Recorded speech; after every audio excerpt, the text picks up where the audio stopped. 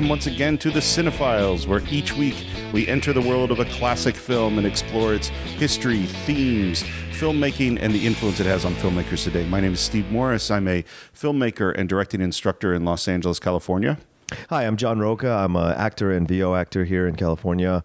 I also host a bunch of other podcasts and YouTube shows. So today's a big one. Yeah. For both of us. Yeah, oh yeah. As huge Orson Welles fans. Yeah, I think you and I both, as preparing for this, had this thought of how are we going to keep this to under an hour? Yeah. And I'm telling you right now, it might not happen because today's film is Touch of Evil. Great film. Charlton Heston, Janet Leigh, Dennis Weaver, Mercedes McCambridge, so many people in this film, obviously Orson Welles. And so it's just, to me, I was very excited when this came up as a possible option for us. And I haven't seen the film in a while, so it was great to revisit it again for this. I think what's going to be tough for us is that, at least for me, and I think the same is true for you, is that Orson Welles, to me, is the great looming figure of Hollywood history. Absolutely. He is the most fascinating, contradictory, enigmatic, frustrating, brilliant, sad character in the history of American film. Well, there have been so many books written about him by so many established film historians and film critics, and some people don't like to have him simplified. But I think, to me, he has always been a classic Shakespearean character come to life. Like all his foibles, all his amazing heights, and all his incredible lows that are mostly brought about by self-destructive behavior or an inability to function within the social norms of what was going on in Hollywood at the time.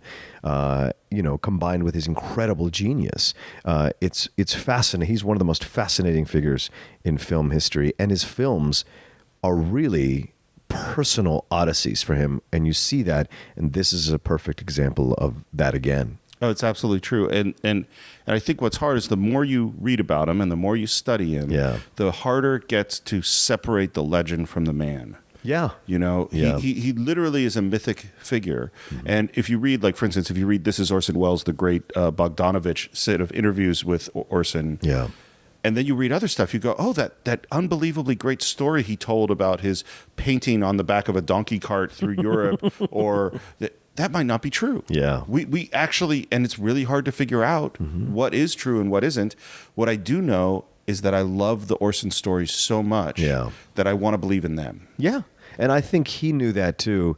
If one of the things he was consistent about in his life, if nothing else, was that he loved to tell stories that embellished the legend of him. He really invested and leaned into the idea of Orson Welles being this legendary character all the way to the end. No matter how broke he was or no matter how rich he was, he consistently created stories that you couldn't technically prove were incorrect about his life, which makes him fascinating and a consummate storyteller in every facet of his life. Well, and a magician. Yes. One of the things to know about him is he's a master of sleight of hand. Yeah. And his ways of, in fact, he did magic shows to raise money for the troops during World War II to raise war bonds. Yeah. And the way he tells stories of his life, it's always a little sleight of hand. Yeah. You're always a little bit, wait, is that right?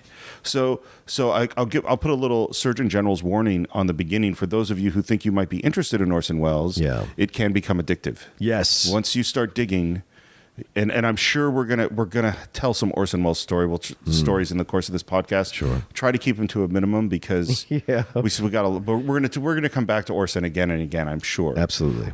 So this film, Touch of Evil, how did you first come to this film? I remember because I'd seen Citizen Kane. It had been my favorite film when I was a child. Later, as I got older, I started 6, 7. Sure. Absolutely. Daddy, I love Citizen Kane. I guess that's fair. I feel that the cinematography is groundbreaking. I like that the camera goes through the window down into Susan. No, I was 16 or 17, homesick from high school, and I was just becoming my love of films since I was right in that time. And I rented Citizen Kane, fell in love with it for so many reasons. Rewatched it 3 or 4 times while I had it, because back then, remember, you could only rent it for 24 hours a movie or for 2 days. And from that, as I got older, I started to slowly discover his stuff. And Touch of Evil, I actually saw in the theater. Some revival theater theater, I think in Virginia, and they were just doing older movies, and I saw it in the theater. And it's fascinating. Citizen Kane is so far above what had been happening at the time, but when you watch his other films, you have to really accept the style of Orson Welles, the close-ups, the below shots, the shots from below, the wide-angle shots, the unsettling angled shots, all those things. And I think where in other movies it was a bit distracting at times, I think it's perfectly used throughout this entire film in Touch of Evil. And I fell in love with it. And to me, it's my second favorite film behind Citizen Kane of Wells. It's my second favorite too. Yeah. Yeah. I think it's his most complete film. So for me, it's very similar. So probably 17 or 18 years old, I'd seen Citizen Kane. And that's what started my going from a guy who loved movies to, I want to study. Yeah. I want to go back. I want to see where these things came from. I'd heard about Touch of Evil, rented it when I was in college, and watched it and was very affected and very confused. Mm-hmm. You get to the end of the film, and we're going to get into this when we talk about the history of the film. Yeah. You get to the end of this earlier version, and the power of Orson Welles' filmmaking and the emotion and the tension and the uncomfortableness of Touch of Evil 100% comes through. Yeah. But the story made no sense. Like, it was really hard to understand. It's convoluted the first time you watch it, And so this is probably late 80s, early 90s. And then in the mid 90s, I'm in film school, and they teach Touch of Evil. We had a great professor, Bruce Block, who has a wonderful book on visual style, and he keeps going back and back to Touch of Evil over and over again. And that's where I first heard that this wasn't Orson's version of the film. Yeah. And so a little bit of history. Again, we'll try to avoid too many Orson Welles stories, but he had become very much persona non grata in Hollywood. Yeah. And he makes Citizen Kane, and then has a troubled production with Ambersons, makes a couple of more Hollywood films, and then basically he went into what we would call Hollywood jail. Yeah. Is that no one would let him direct a film. And he gets banished to Europe. He always could find work as an actor, but could never find work as a director. And it's now 1957, I think. Yes. They come out, they go to Charlton Heston about acting in this film called Badge of Evil, which is a crime noir story. And this is really, it's below Heston's weight. Yeah. Yeah, Heston's doing Ben-Hur. He's doing the Ten Commandments. He's doing the big, huge, and this is a B picture. Yeah. But they go to Heston, and Heston goes, well, who do you have to direct? And they said, well, we have Orson Welles to play the heavy. And the heavy, by the way, is an old-fashioned term for a bad guy. Yeah, not just to be the fat guy. Not the size, And Charlton Heston says, well, why don't you talk to Orson to direct? He's a pretty good director. Right. And they go, well, if we can get Chuck Heston, sure. So Orson gets called back out of Hollywood jail to direct this film. Yeah. Directs it. We're going to tell some stories about the filmmaking. But then for whatever reason, and again, this is the frustrating, sad, difficult thing about Orson Welles. Yes. He's around for the first assembly, and then he skips town. Yeah. And they cut the film without him. Just like he did for Ambersons. He skipped town to go direct something in Brazil. And they cut the film without him. Yep. And he gets to claim that I'm a victim of the Hollywood system, but then the Hollywood system's not going to wait around for you to come around and just finally cut it whenever you feel like it. So there was always this pushback against anybody with authority with his work, and we see it again with Touch of Evil. Yeah, and when you hear Orson tell stories, they're so convincing. If you listen, there's a documentary called It's All True, which is a wonderful documentary about that film he went to make in Brazil. Yeah. And his story of why he wasn't around, it's a good story. It is a good story. But is it true? FDR told me I had to go. Yeah. How are you going to contradict the president? Yeah. So he leaves. He comes back and watches a cut of the film. Yeah. And then in one night, this is what the legend is again, with seeing the film one time, he sits down and writes a 58-page memo of what's wrong with the film. Yes. I remember this. And doesn't he enlist Chuck Heston or Charles Heston to fight his fight for him by sending him the notes as well? Well, so what happened with Heston, so Orson's gone. Yeah. The studio sees the original assembly, and for anyone who knows, a first assembly of a film is it's basically the worst your movie's ever going to be. It's right. You just kind of put it together. The studio goes, it's terrible. So they bring in another director to direct new scenes to make things make more sense. Yeah. And then they recut the film. When they bring in the new director, Heston downright refuses. I will not act for any director other than Orson Welles. He gets a call from his lawyer saying, according to your SAG contract, you can't do that. You will be kicked out of the union if you refuse to act in this film. So he does act in the film. Heston continues to defend Orson. does say you should make the changes, the studio says, "Oh, sure, Orson, we'll make the changes." They make maybe 3% of the changes, and that's the film that gets released. Right. And Orson, by the way, when he signed up to do Touch of Evil, gets a 4-picture deal for Universal. Wow. And they kill it. Once he skips town on the that is the last film that Orson directs in Hollywood. Yeah. Now it's the mid '90s, and a producer gets the idea. Hey, what if we find this 58-page memo? Yeah. Maybe we could make what Orson wanted the film to be.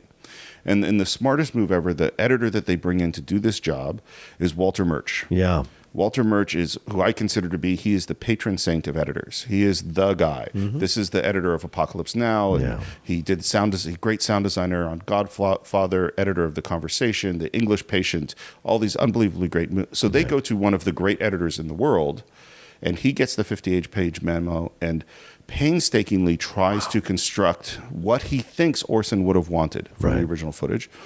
Then I'd seen the movie in the late 80s, early 90s and went, wow, that's powerful, but I'm confused. Yeah. Finally, I see the re-release, the reconstructed version, the mid 90s, late 90s, and the movie makes sense. Yeah. And so if you're a real geek, I'd watch both. But it's available. They're available. They're definitely available. But it's a real testament to the difference that editing can make in a film. Yeah, agreed. I think what you're talking about, the confusion part of it, I don't think I'd be surprised a person who sees it the first time and gets everything that's happening. I think that's the thing that's always been the mark of all the Wells films is they're very complex, and you get something different every single time you see Absolutely. it. And in different times in your life, when you revisit these films, you get completely different things because he makes these kind of mini opuses within these small time allotments in these films that you can absolutely sink into characters and at one point not like the characters and then get a little bit older, come back and understand the reason of those characters. And it's what's fascinating about his construction of his And the work. opposite happens as well. Like with Charlton Heston's character, I think originally you sort of go, oh, this is sort of a straight up good guy. Right. And then as you watch it more and more, He keeps leaving his wife alone. And then when things go wrong, and we'll get into this maybe more later, when he thinks his wife's in trouble, he the Law and Order guy, he goes off the rails. Yeah. There's so much to talk about that relationship in this film, and at the time, male-female relationships and such. Yeah. So let's try. Oh, so for those of you who haven't seen Touch of Evil, once again, as always, we recommend that you go watch this movie. Stop the podcast, go out and watch the movie right now. Thank you for the download, because we're going to spoil everything there is. Absolutely, and it'll be more fun, we think, if you know a little bit about the movie. But just to review, I'm going to do my best I can to explain what the story is. Yes. And what makes this movie so complicated is that there are actually 3 interlocking crime stories happening simultaneously. The first is a bomb gets placed in the trunk of a car that gets driven from Mexico across the border into the United States, where it explodes. Yes. In what is arguably one of the top 5 tracking shots of all time. Yeah. The opening of Touch of Evil. Yeah. The opening of Touch of Evil. It starts with a close-up of the bomb, and then over buildings across a border between 2 countries. Yeah. With goats coming by the camera and different movements, and seeing introduced to Charlton Heston and Janet Leigh, who witnessed this explosion. So plot 1 is who committed this murder, and since it was committed on the crime began on the Mexico side and ended on the U.S. side, there's a jurisdiction issue. Right. Charlton Heston naturally is typecast as a Mexican, attorney general. Basically in brownface. Essentially. With the mustache and everything. Well, if you have a mustache, isn't that all someone needs? That's all you need, right. Where normally I would have a problem with something like this. I always love Charlton Heston, so for me... and he doesn't overplay him. Like, he doesn't play him with an accent. He doesn't play him with any kind of thing that would be stereotypical, like what you see in what Mickey Rooney did to an Abomination in Breakfast at Tiffany's. He plays the character. You hear him occasionally speak Spanish. It's not great speaking Spanish. Right. So you kind of have to forgive him because you don't get the background on him. You don't know if he was born to parents of white and mixed descent, or if he spent some time in America, what have you. So you kind of have to go along with what Heston presents to you. But he's so debonair, and he has that kind of aristocracy vibe to him all the time. It really works for a certain kind of Mexican. So for me, that absolutely existed at that time. Well, and there's nothing negative in the portrayal. No, nothing Unlike negative at Mickey all. Rooney, this is an incredibly respectful. Exactly. In fact, throughout the whole movie, there is no there are races represented. Yes. But there's no cliches in this film. Interesting things about, so the original script is from a book called Badge of Evil, not Touch of Evil. Right, which you mentioned. In the original version, it is a Mexican woman who is marrying a American guy. Oh, wow. Yeah. And so what happened is, so Orson gets the script. They hire him to direct. He says, well, I need to rewrite the script. They say, sure, whatever. Of course. So now, again, this is where we can't separate myth from reality. Right. What Orson says happened is that he hired 3 secretaries to work round the clock. He rented a house, and for 4 days, he stayed up for 4 days straight, probably on all sorts of speed and caffeine, and lectured dictated the script round the clock, and in 4 days had an entirely new movie. So each one, they had 8 hours each, and they slept, and he stayed up the whole time and wrote a whole new movie. Basically, the David Milch version of creating a film. Right. You know, for those of you who know, David Milch comes up at times with dialogue on the set, scenes on the set that you have to learn immediately. Yeah. So whether or not that's true, he did switch those characters. Yeah. And then another interesting thing, so when Charlton Heston finds out he's going to play a Mexican guy, he says, oh, great, I'll do an accent. And Orson says to Heston, and I think it's an interesting thing about directing, is he said, no. You don't have to do that, because let's think about this guy's history. Yeah. He was Harvard educated. He's gone back and forth to the United States. He speaks English completely fluently without an accent, because he's that intelligent and brilliant and well-studied. And Heston goes, okay, and feels really good about his character for that reason. One of the things that's interesting about directing is the reason you tell the actor isn't necessarily the reason that you want them to do the thing. Yes. Is that my gut is that he said, if Charlton Heston does an accent for this, it's going to be terrible. Right. We're much better off having him just play it straight. And so I'm going to come up with a reason to get him to do what I want him to do. I wonder if this is around the time when Brando had done Viva Zapata. Oh. And maybe he saw, let's not do that. Yeah. Well, and you know, one of the great quotes from Orson Welles, Orson, always good for a quote, is that the job of the director is to make love to the actors.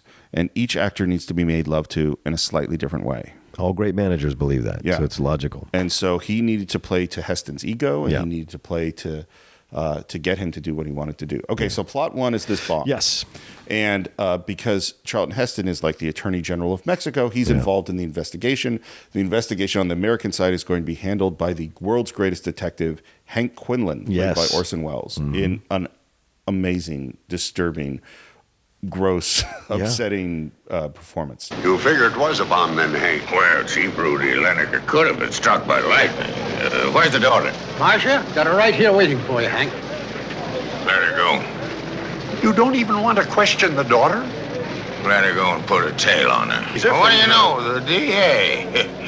In a monkey suit. Oh, well, it's... You too. You got one of them. Well, we were all at the banquet. Political rally. No, Tootsie's Steakhouse. Tea-man. Tea-man. Fine little tea party, all for Rudy Lennox's bonfire. Yeah, I hear he even invited some kind of a Mexican. Vargas has a theory that the murder itself was committed outside of our jurisdiction. Of course, we're all of us going to cooperate with Don't Mr. worry, Vargas Captain. here. I'm merely what the United Nations would call an observer. I don't talk like one, I'll say that for you. Mexican, I mean. He's literally a human blob moving through rooms. Yeah. And that he allows himself to look that disgusting. Yes. Comfortably. Yes. And he and to be really clear, he's 40 years old at this point. Yeah. He's not that fat. No, he's not. If you look at footage of him from that era, he's, big. Yeah. He's not huge. Right. We think of Orson Welles as this guy became this huge fat guy, but he's not yet. And he allowed himself to look just horrible for this film. He wore body padding to make him look even bigger. When Steve was coming over here, I just watched an episode of I Love Lucy. That's 1956. It's literally 2 years before this film is made. He is nowhere near that size. So it's all for appearance. But this is what Welles does. Welles always enjoyed losing himself in the makeup, losing himself in the physical construction of the characters to really dive into the essence of what that character is, and had no shame doing it. Right. So that's plot one, solve this crime. And that ends up being the least important storyline. Yes. We actually dump that fairly soon. Plot two is that Charlton Heston's character, the Attorney General, has just put away a big drug cartel. Yes. Which is the head of the Grandy family. Right. And now there's some Grandy relatives in this border town that they want to get at him through his young, beautiful wife, Janet Leigh. And that's plot 2. The Grande's plot to take down Charlton Heston. Right. Plot 3 is that Charlton Heston begins to suspect that Hank Quinlan, Orson Welles' character, is actually planting evidence. And the reason he's such a legendary detective is because he's planted evidence the whole time. Right. And that becomes the third plot and the most important one. And so in the early versions of the film, it was very hard to figure out what the hell was going on to keep these things straight. And in the new version, it's much clearer what's happening. That's great. What I've always enjoyed about this film and doing the research on it and watching some analysis of it, like it's right at the tail end of the film noir period of films, right when it was a trend to do these kinds of films. It comes right at the tail end, and you could argue that it's one of the best, if not the best, noir film ever made. You have that vibe throughout the whole film, the darkness, the lights that come occasionally, the flashlights that come out of, in certain moments, all there's never not a sense of dread or terror or a suspense through the entire film. There's not a moment I don't think there's any moment in the film where you feel a sense of like relaxed, a state of relaxation before the next thing ramps up. And that's what's amazing about the film. It maintains your interest, but never exhausts you so that you don't like feel what happens at the end, feel the power of what happens at the end.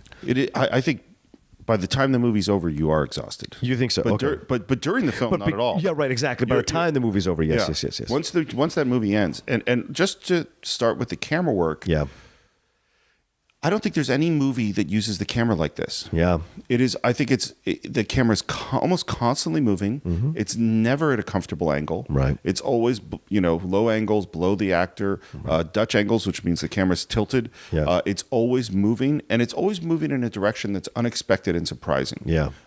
It has this, and what's interesting too is why you need a great editor like Walter Murch is editing static camera positions, a wide shot, a close up, is really easy. Yeah.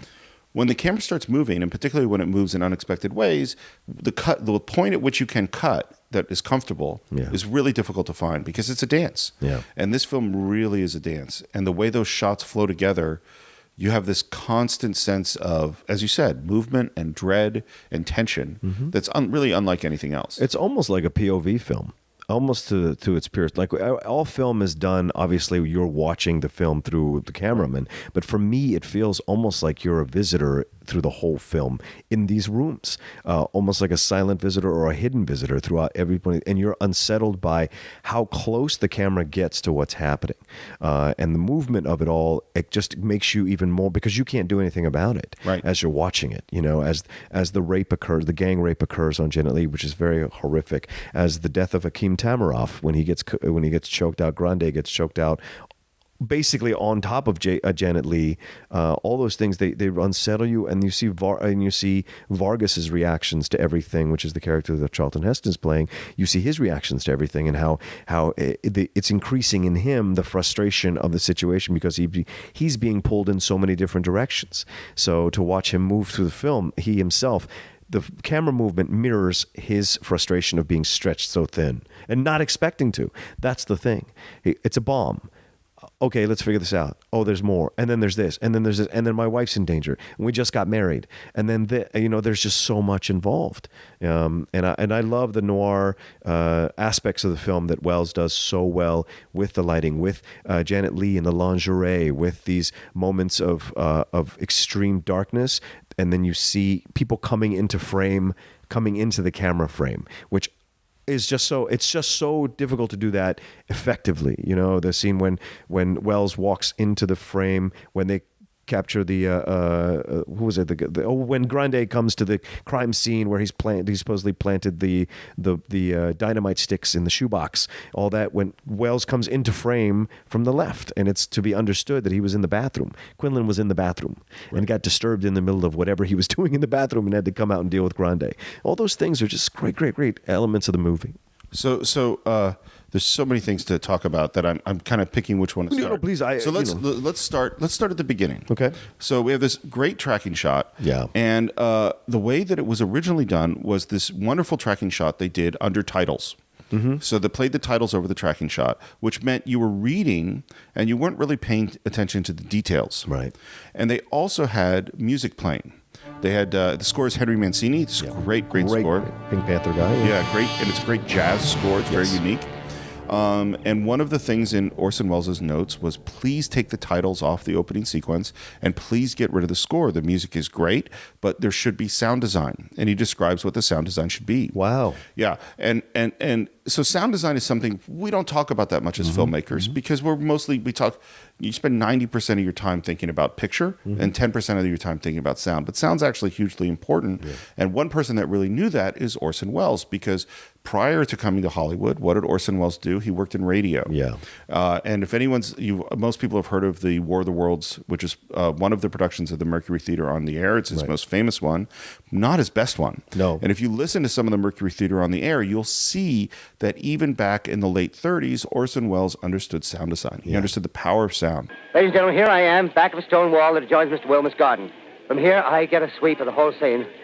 I'll give you every detail as long as I can talk and as long as I can see. More state police have arrived. They're drawing up a cordon in front of the pit. About 30 of them. Captain and 2 policemen advance with something in their hands. I can see it now. It's a white handkerchief tied to a pole. Flag of truce. If those creatures know what that means, what anything means. Wait a minute, something's happening. A humped shape is rising out of the pit. I can make out a small beam of light against a mirror. What's that? There's a jet of flame springing from the mirror, and it leaps right at the advancing men. It strikes them head on. Lord, they're turning into flames. Now the whole field's caught up by the woods, the barns, the gas tanks of the automobiles, spreading everywhere. It's coming this way now, about 20 yards to my right. So what he wanted was that as you move from Mexico to the United States, that you're constantly hearing the changes. You're hearing the changes in the music from the car. As the car goes farther away, that music goes away. Different music comes in. As we go by the strip clubs and the bars, we're hearing that kind of music. As we go into the U.S., we hear American music. We're hearing, all of this thing. And all of that is part of the storytelling. Right. And the shot and you pay so much more attention. You see so much more detail in the shot because the sound design that Orson wanted is back in. Yeah, and again, like I'm saying, the POV stuff, that's what you would hear if you were to walk down the street in this situation. You would hear the music from the car get softer as the car gets farther away from you. Then you would hear the strip club music as you're walking right by it. This is what's so great about the film to me, is it completely immerses you in the world that it is creating and doesn't let you out until the end. No matter what you do, it does not let you out. It doesn't give you some sitting in the field thinking about everything with daisies around you. No, there's no respite to what's happening, and it's a very uncomfortable place to be. And the characters and the actors and the way that they're dressed and the way that their hair is done, all of it makes you get that kind of weird feeling, and especially at the time, because it's 1958. So like the whole idea of the Wild One just happened with Marlon Brando. You have the idea of biker gangs now thrown into this, and this is something that you would think Wells, who had just directed only a decade and a half ago, he had just directed Citizen Kane. You see how different the people that he is portraying in Citizen Kane are to the people he is portraying in Touch of Evil. Well, one of the interesting things about Wells is we elevate him as like the great director. Yes. And Citizen Kane is a substantial movie. Absolutely. Orson Welles loves genre. Yeah. If you look at The Stranger, Lady from Shanghai, Mr. Arcaden, and these are, even F for Fake, which is a documentary genre. Yeah. It's a weird documentary. Yes, it really is, but it's a genre. Genre. He definitely is interested in genre. Yeah. He likes crime and that kind of stuff. I think one of the good ways we can do to go through this, because as I said, there's so much stuff, is to sort of take each of the characters. So Janet Leigh, she's just married Charlton Heston's character, right? And very early, right when this crime happens, she gets pulled away by a young Mexican guy to come back across the border, and for some reason, and she goes with him. She really does, which is interesting because she's presented to us as a kind of powerful woman with her own mind, and it's a great portrayal to see this female character right off the bat. She's kind of telling Heston what's up, and then when she takes the paper, she reads the paper from the young Mexican guy who supposedly saved her life from being hit by some car that was going by. She reads the paper and says, just under her breath, "What have I got to lose?" And then she says, don't answer that question, and then goes with them. So what is that? Is that a sense of adventure? Is that is that why she married a Mexican attorney general? Like, that wasn't done back in the 50s. You know what I'm saying? There's all of this playing through it that I think is fantastic. Well, and I think we can't feel comfortable with her. No. Because there's a certain, I would call it an American arrogance. Yes. In her character. Yeah. Which is that she has a feeling of invulnerability. Yeah. What could possibly happen to me? I'm an American. I am superior in some way. I've married this powerful guy. Right. I am safe. And what this movie does, and even when she meets with Akeem, Akeem Tamaroff, yeah. Akeem Tamaroff, who's one of the bad guys, who's really Grande. great. Yeah. And she meets with him, and she is really nasty to him. Yes. In a way that you probably shouldn't be when you're a woman all alone across the border with a known criminal. Right. The Grandi family is living here in Los Robles a long time. Some of us in Mexico, some of us on this side. Must be convenient for business. Yeah? What business? Brandy business. Yeah? Yeah. You know what's wrong with you, Mr. Grandy? You've been seeing too many gangster movies.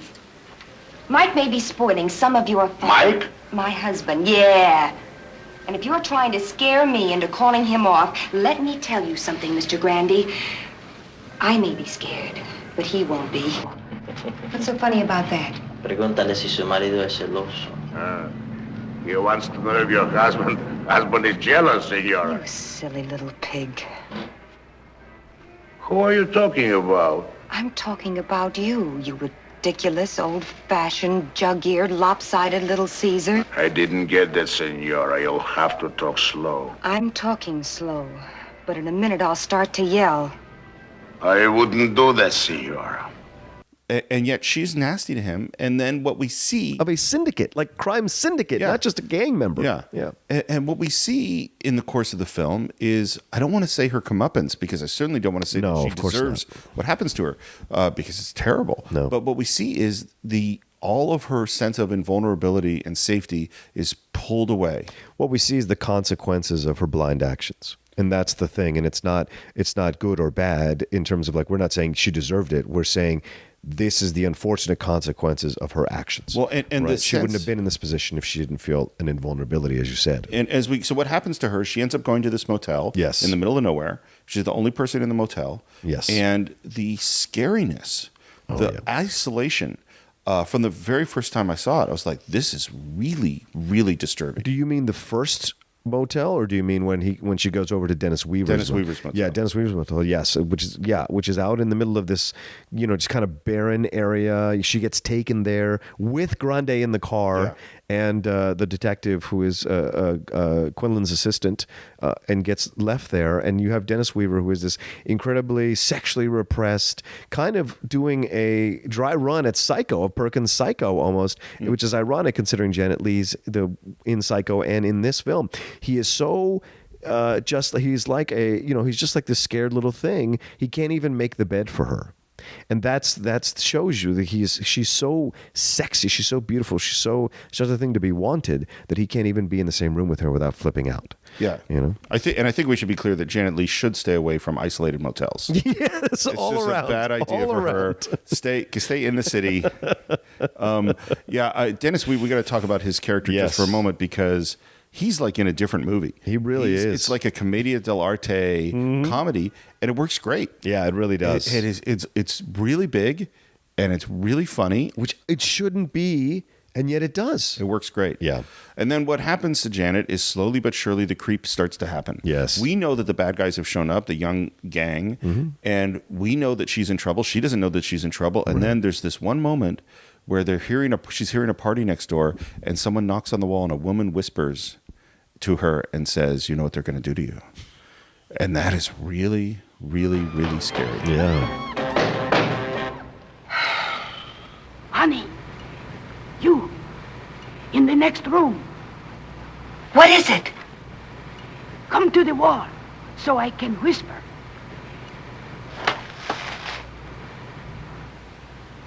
Yes?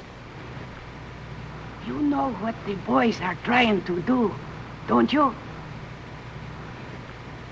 They are trying to get in there. They went to get the master key. And we don't know exactly what happens to her. We know she gets drugged. There's an implication of rape. She's definitely gang raped. I would say that for certain. I don't know. Okay. I don't know. I mean, it's horrible. Yes.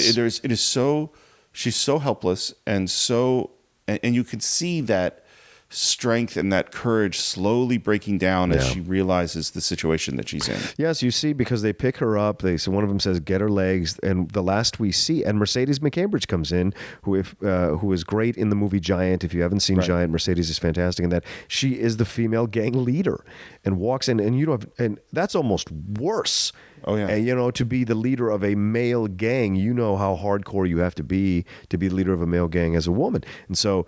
The fact that she's walking in, and she's very, how would you say this? She's very masculine in her portrayal. Yeah. The hair is longer and it's coiffed with the gel, the leather jacket. She's got the jeans rolled up. It's all there that she's almost, you could say almost a butch lesbian, not to speak out of turn, but very much so. She's a very powerful female male person. And when they separate her legs with Janet Leigh and lift her above the bed and the door closes, to me, in my opinion, that's what they could get away with the Hays Code that they're doing the gang rape. And so Mercedes McCambridge, I think she only has 2 lines in the film. Yeah, but they're very powerful lines. And she's maybe in 8 shots.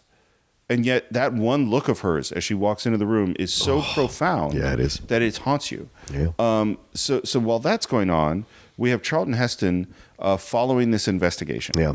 And there's one shot. So everybody always talks about the tracking shot at the opening of the film, and they should because it's amazing. But what they don't talk about is the tracking shot within the apartment. Yes. So they come into the apartment investigating the guy who Quinlan is convinced has committed this bombing, the murder. And it's all in one shot.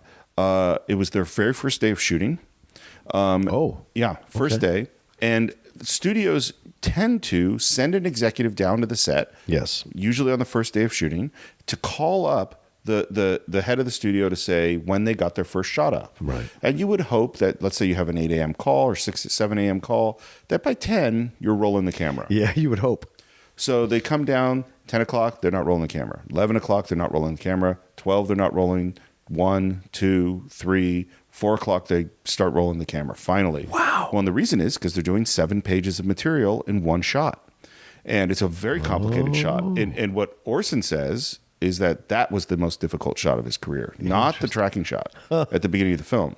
And at 6, they do 5 takes of it, I think. Right. At 6 o'clock, they wrap, and they're 3 days ahead. Wow. Yeah. Now again, that's Orson's story. Yes, true. Fair point. But this is also why we love Orson stories. It's a romantic story. Yeah. So that is extremely difficult, and that is where we see this key piece of information that Charlton Heston accidentally knocks over a shoebox in the bathroom. And if you watch his performance, it's really it shows what a good physical actor he is, because he has to do this weird double pirouette to pick up the shoebox and open it in such a way that he opens it up towards camera, so that we see that the shoebox is empty. Because it's a key piece. Yeah. It's the most important piece of evidence in the movie, because later on, Quinlan finds the extra dynamite in the shoebox, which proves that the guy is the bad guy, which makes Charlton Heston go, I looked in that shoebox. It was empty. Right. You found the dynamite in this box? Dynamite? Yeah. Pete found it. Told you that. Captain. Yeah. I looked in that box just now. There wasn't anything there. I know how you feel. Do you? Sure, I do. You people are touchy. It's only human you'd want to come to the defense of your fellow countrymen. Vargas, don't worry. Why should I worry? You go right ahead and say anything you want to. Folks will bear your natural prejudice in mind. I saw that shoebox 10 minutes ago, Yeah, Captain. well, maybe you didn't notice. I knocked it over on the bathroom floor. I couldn't very well have failed to notice 2 sticks of dynamite. Tell any story you want. The shoebox Vargas. was empty. Go on saying it's empty. Folks will understand. I'm saying more than that, Captain. You framed that boy. Framed him! Well, and this is what's when you find out later in the film, which is what I enjoy about this. They set this all up that you have Quinlan is dirty, Vargas is the hero. This guy is being framed. This poor Mexican guy is being framed for this bombing. It's not him, and then you find out later in the film that he did bomb that he was the one who planted the bomb. He confessed to it, and he was the person who did it. So in a way, Quinlan didn't have to plant the bomb for him to be, or the dynamite for him to get the confession out of him. And it brings everything back into question. Was Quinlan really dirty?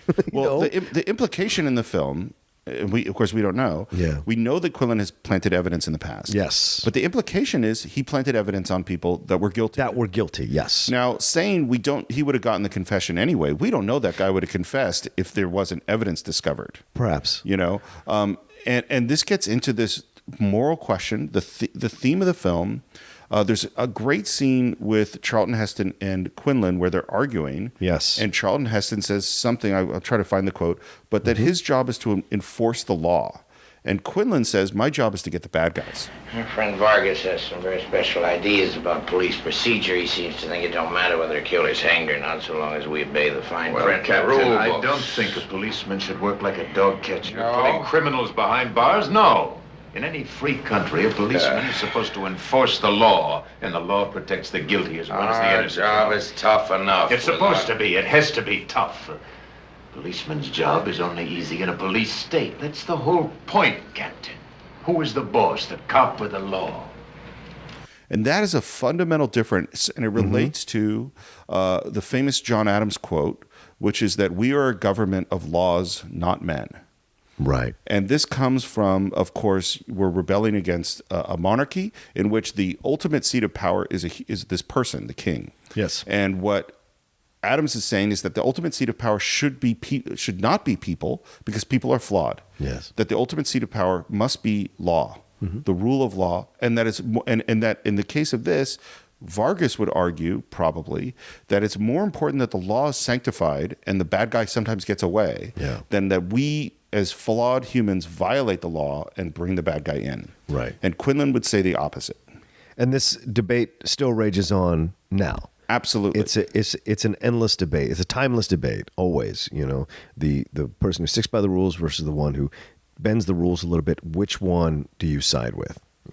And you find, like you said, exactly. Would he have gotten the confession? That's certainly a very good point. But I think eventually, because he always gets the confession, he would have gotten the confession. But you're very right to say that perhaps he didn't. Yeah. We can't know. And this is a hallmark of Orson Welles' films: is there is an element to them which is unknowable. Yes. You don't get into the end of Citizen Kane and go, oh, now I get it. Yeah, right. know? Oh, I'm all over it. Yeah. You don't get to the end of Touch of Evil and go, oh, okay. You get to the end of Touch of Evil and go, huh. Right. How am I going to deal with this? Well, how can I reckon with what I've just seen? Yeah. Because you like Quinlan. You do. In a way, you're more drawn to him than you are to Charlton Heston. Absolutely. Charlton Heston's the straight guy. Yeah. He's a good guy. You know how many of us look like Charlton Heston or have the life of Charlton? Right. Nobody. I mean, it's like 5% of the population. Maybe. So we gravitate to Quinlan because we see the foibles of Quinlan, the flaws. And what's great about Touch of Evil is they show us his vulnerability in the scenes with Marlene Dietrich.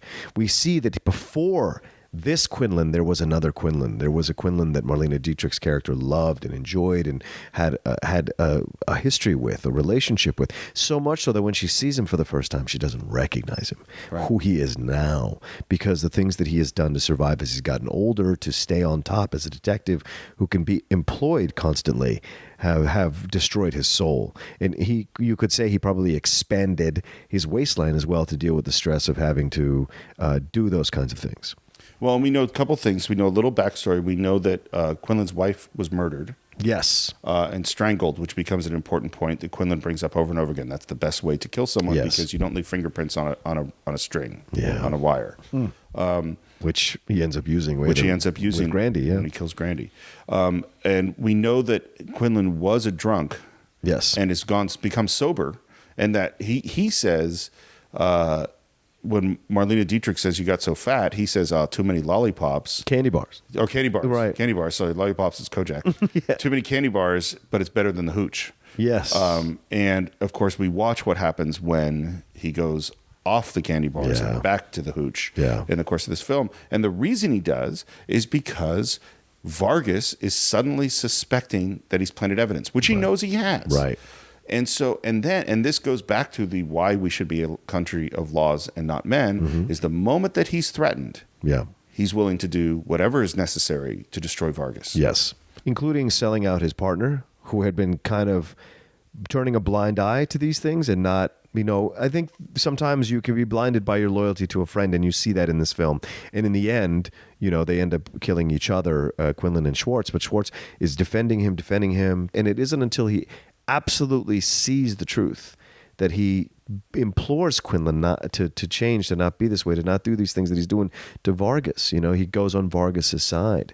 And what I think is fascinating to watch with the Quinlan character progression is he knows the end is near. And so his desperation causes him to be sloppy, causes him to be sloppy in ways that he never was before. By staying one step ahead of anybody who would ever suspect him of anything, he's so smart that he knows how to play the system. But it isn't until he meets a younger, more good-looking, more determined foe that I think some of his stuff comes out, and you see him get sloppy, you see him get messy, you see him sacrifice just about anybody to stay out of getting caught. Yeah, absolutely. And the partner, it's such one of the great things you can watch is the attention played to the supporting characters. Yeah. And the partner is one of them, where you could see that he has built his whole universe on the religion of Hank Quinlan. Yes. I work for a great man. Yes. And as he discovers that Quinlan has planted evidence, you watch this guy's universe fall apart. Yeah. And that he's in fact been a part of it. Yeah. He is essentially an accessory to putting these people in jail who maybe they didn't do it. Right. We can never know. We cannot know, because we assume there's dozens or even 100 cases in the back that he's planted evidence. We don't know. Right. Watching Vargas as well, as you watch him fall apart, he is Law and Order guy. Yes. From the beginning, and he is sort of clean and untouchable. He is as clean as Quinlan appears dirty throughout the film. Yes. And the moment that he discovers that his wife is in trouble, he goes nuts. Yes. And there's a shot, by the way, where Charlton Heston, Chuck, was strong. Yes. Because there's a shot where he picks up a dude, not a big dude, but he picks up a dude one-handed and carries him down a bar. And it's just like, man, you do not want to mess with that guy. He is losing it. And this is before that high-end wire work. So, Right. I mean, that was real stuff. That's real. He just picked up that guy with one hand. Yeah. Yeah. I think what I enjoy so much about the film is they really populate the rooms and the areas that they're in to the nth degree. It's you very much enjoy the decoration, the music, the interactions of the characters, even the characters that don't have any lines on screen. You see them in the background, the way that they're interacting with each other. You get the idea of what this place is, whatever place you're in. You get a good feeling of what it is, and especially when you go into the strip bar that Marlene Dietrich's character owns, the woman dancing. You just see the bottom half of her legs. You're getting this very I don't know. To me, it's a very sexual view into the world. Like the fact that you're looking through the legs is a way of it lets you know this hidden world or this like kind of forbidden world you're not supposed to go in. Well, and without being blatant about it in a way. There's always the sense that, an Orson Welles film is like an iceberg, which is that you see the surface and you realize there's so much more beneath it. Marlene Dietrich's character is a huge example, which, by the way, the studio didn't know that Marlene Dietrich is going to act in the movie. Oh, wow. I had no idea. Because one of the things to keep in mind is the draw of Orson Welles as a director and a personality is huge. Yes. So as soon as he had sawed Marlene Dietrich in half during his magic shows. Yes. So they were buddies. So he just called her up and said, "You want to be in this movie?" And she said, "Sure." And she comes in and shoots. I think she only shoots one day, maybe two. That's not surprisingly 4 or 5 scenes. Yeah, and she just steals the movie. I mean, every time she's on screen, just looking at her, without her saying anything, is profound. Yeah. They're showing dailies with the studio, and the executives go, "Hold on a second, is that Marlene Dietrich?" And Orson says, "Yeah, of course." And they go, "How did you get her?" And he said, "I asked her."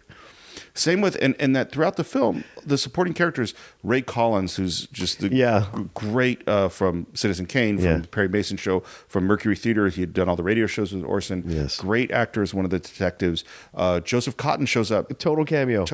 Great shot uncredited. of him. Yeah. And you have, Zsa Gabor, in one of the strip clubs. That all these, and you get the sense as you meet these people that they all have a history. Yeah. They all have previous relationships with Hank Quinlan. They all have, when you meet Grandy, when you meet all these people, you sense the backstory behind them without ever being told it. Mm-hmm. Let's get to the murder of Grandy. The murder of Grandy it's such a complex scene. It's, by the way, my understanding is it's one of the first uses of handheld camera work in a film. Okay. Because previous to that time, cameras were so big that it was just too awkward to handhold them. And so that camera is moving in that scene in this, it's never in a place you're comfortable. Right. It's always in a place you're uncomfortable. It's always a strange angle. Yes. And the fact that you have unconscious, drugged Janet Leigh lying in the bed while this horrific murder is happening right above her is terrifying. Yes, and this feeling again is in this scene, the feeling of like you're almost a hidden viewer of the film, a hidden witness of the murder, because the camera moves left to right, angles. It's almost like you're being knocked over by the people in the room doing it, because you have a large man in Quinlan, you have a somewhat smaller but larger man in Tamaroff. So you see these two heavier guys fumble around. It's not elegant. It's not choreographed in a way that you would normally see a fight be choreographed. It's very desperate. It's very fumbling.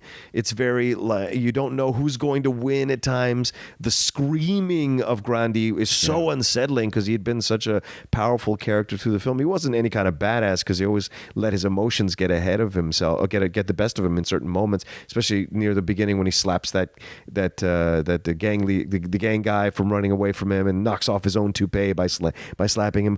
So he's a bit comical in the way that he's a villain, but in that scene he really is reduced to nothing because it is a bear attacking. It's almost like The Revenant. If you haven't seen The Revenant, it's a bear attacking Leonardo DiCaprio. That's what he's doing. He's attacking him, and the fact that he shatters the window trying to get out, this desperate attempt to get out because he's lured him there. Quinlan has lured him there in a way of saying, like, yeah, I'm with you. What you're doing to Janet Leigh, it all makes sense. Let's do it together, blah, blah, blah. And then he turns on him, but to try to frame him, and he takes the way that he takes the curtain down with such ferocity, wraps it, and then just starts to choke him out. It's just so, it's so unsettling, really. It's a sense that you're watching a murder in real time. Right. In real time.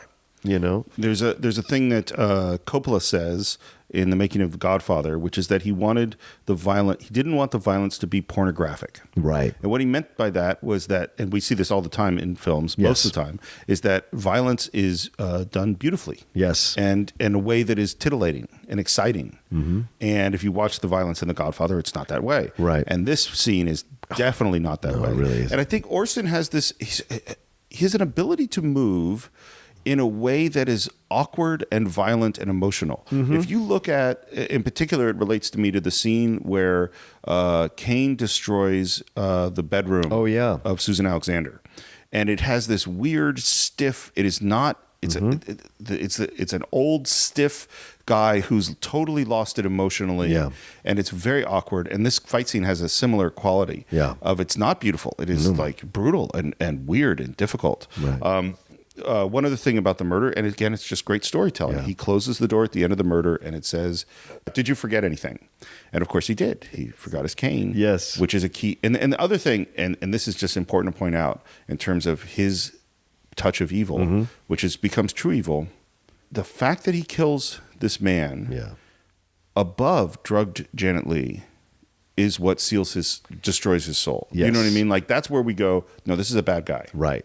Because he is complicit in whatever happened to Janet Leigh. Yes. He is aware of, he allows it to happen, and he does nothing to save her. And once again, sloppy, leaving the cane behind. Yeah. Because this is new territory for him. Like you were saying, it was a great point you just said, Steve, the touch of evil versus the full evil. And you see at the beginning, you could say he has a touch of evil. It is through through the movie that you realize he is evil at the end. You know, he's evil because he does not stop himself when he could, when he can, when he should. And by going full bore, he gets his comeuppance in the end. And in that moment when he's choking Grandy out, you see that this is the extent to which he's willing to break the law and break the rules and bend the rules. He is no longer a cop. He is now a criminal. It's completely. It's when fully the change happens. So it's a great point you bring. Well, and then we have to assume, was he ever a good guy? Right. And the answer is we don't know. Yeah. And my guess is that that he would be a mix. Yeah. However you, and the person we see that the most through is Marlene Dietrich's character. Yeah. And her obstacle, because she has known him throughout time. Mm-hmm. And one thing I want to point out too, the music with Marlene is every time we go to her, we hear this piano melody. And it is haunting and old-fashioned. It's old. Yeah. It's from a time before. Yeah. Right? It's when they had a better relationship before, when things were brighter, when the world was more fun and relaxed, and they understood the world. Yeah. And so it's away from, that's why every time he sees her, it's like he's going back into a time machine. And I think the reason she steals the movie, Steve, is that she's the one solid person in the whole film, which is ironic. Yeah. You know, everyone else is having a crisis of conscience or is having their vulnerabilities or their strengths questioned or their way of lives deconstructed. She is the constant. And because she is also incredibly beautiful with those eyes and that very soft German accent in her speech, and the wig, all of it, just all of it, she is so striking initially. Then you see her portrayal and her acting and the fact that she has something smart and correct to say every time she opens her mouth. And Absolutely. It's so powerful in that way, which is why she steals it. Absolutely. And she is a person of true wisdom. Yes. She's a person who has experience. She has life experience. She has learned things. She is not uncompassionate. No. She is sympathetic. Yes. But she is not, like, for instance, she has the line, she has her tarot cards out. Yeah. And he says, you want to read my future? And she says, your future is all used up. You've been reading the cards, haven't you? I've been doing the accounts. Come on, read my future for me. You haven't got any. What do you mean? Your future is all used up.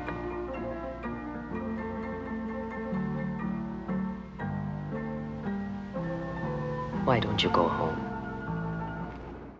It's perfect. It's such a line, you know, and that it's not that she doesn't care about him. No. But she sees what's happening. Yeah, she sees what's going to happen. Yeah. Right? It's a helicopter coming through. Yeah, Look, yeah. this is Los Angeles. All right, take it. Stuff is going to mess up shots. For instance, let me make a strange Here we segue. go. That opening tracking shot. There was a guy playing a security guard, a border guard at the gate. Yeah. Couldn't remember his line. He had the last line in the tracking shot. So it's a 4-minute shot, 5-minute shot. This crane is going over buildings. There's cars. There's goats. There's kids. There's all sorts of people. They get to the border guard, and not only does he blow his line, but he immediately turns to the camera and says, "I'm sorry, Mr. Wells." And he did it multiple times. Wow. So that by the time they're finally finishing, and this is like the worst thing, and Orson is being nice to him, and someone said, why didn't you yell at him? Why didn't you fire him? And Orson said, well, that would ruin his life. That would be cruel. Wow. Which is interesting. So when they get to the final take, and if you watch the take that's in the movie, it's dawn. The sun is coming up. Oh, yeah. Yeah, the skies are starting to get light, which means there will be no other take. And they didn't have a big budget on this movie. If they don't get it, they don't get it. Yeah. So what Orson tells the guy is he says, don't say anything. Say nothing.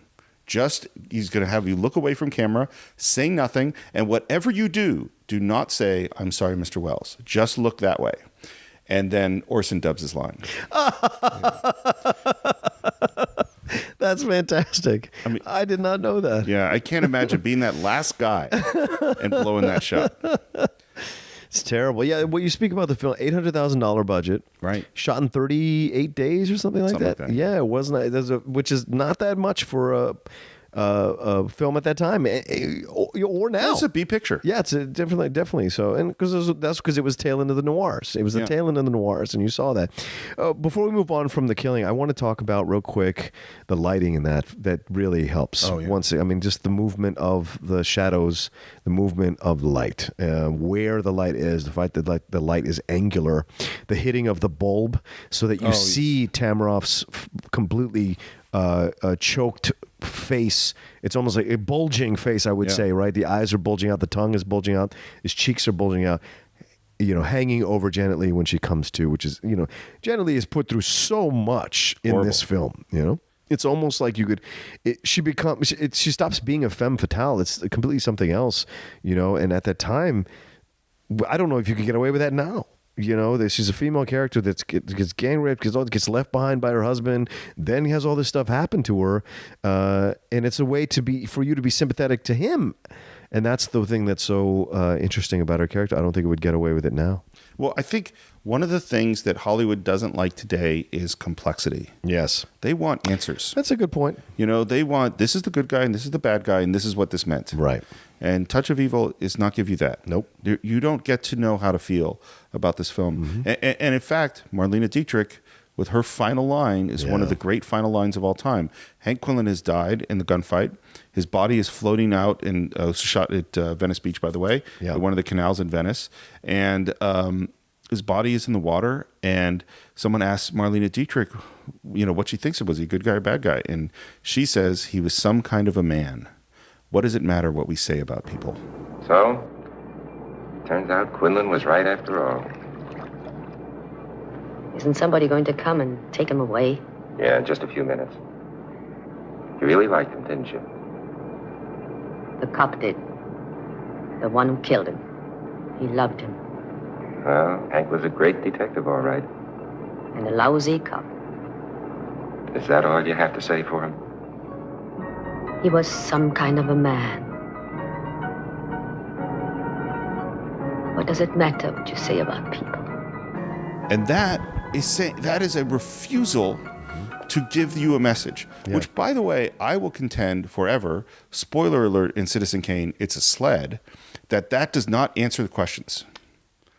I don't think it does. I think it creates more questions. Interesting. I think that, and we'll do a Citizen Kane podcast someday. We will at some point. But we know that it's about his childhood. Right. We know it's about his mom, but I don't know how to feel about that mom.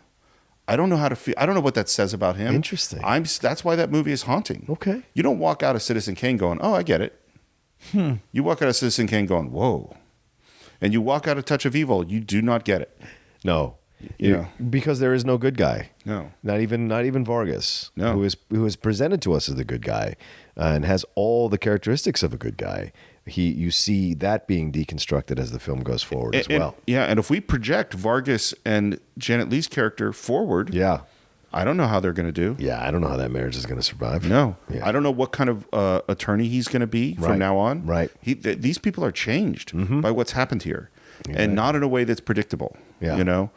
The only guy that doesn't seem like he's changed is the guy who was recording the whole time at the end, who picks up the. Right. He's the one that says the line to Marlene Dietrich. Right. He's just one of these guys that kind of goes through life. Yeah. So there's something that was said about Orson. So he comes to Hollywood to make Citizen Kane. Yes. And obviously we'll talk more about this. Orson's going to come back. Yes.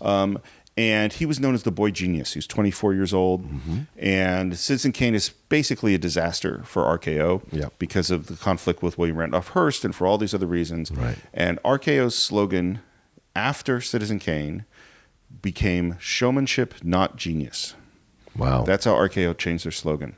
And I think when you look at Touch of Evil and you see the cut that was made without Orson's permission, this is him throughout his life. It's showmanship, not genius. And then what you see with the Walter Murch version is like, oh, here's the genius. Yeah. And you got to let Orson be Orson. And Orson's not going to be easy for you. But that's the exchange of genius, is what we're discovering now as we get older as a society, as a country, when we delve into mental health stuff, when we look at analyze characteristics, and we have people who write and do theses and do these studies.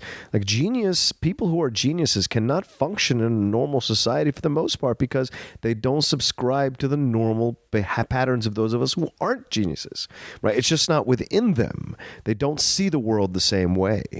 Like you can study Bobby Fischer as a perfect example. Bobby Fischer was an incredible genius at chess, one of the most difficult games to be a genius at.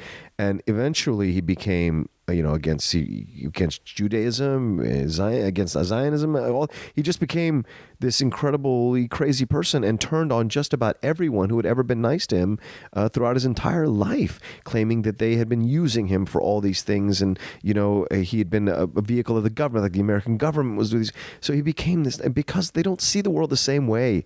And so to ask, unfortunately, Wells had to be domesticated. He was like this wild animal that was eventually domesticated. It was this big, huge bull in the pen. Well, I'd say he was never domesticated. That's the problem. Well, I would disagree with you. I would say that he got domesticated as he got older because he couldn't fight anymore. Well, and he started showing up on Merv Griffin, and he started showing up on these things and doing these Parmesan commercials. That's domestication, man.